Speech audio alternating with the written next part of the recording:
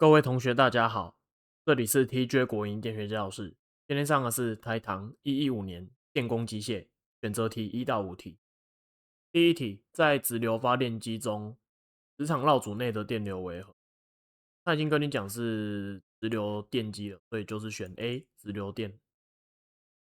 第二题，下列何者不是磁路的一部分？答案选 B，电刷它是属于电路的一部分。第三题，电书上采用斜槽的目的为何？大家把它背起来哦。只用斜口槽就是为了要减少噪音哦。答案选 C。第四题，在台湾地区，台电所供应的交流电源频率为何？通常家用都是220跟110伏特，然后60赫兹，所以答案选 C。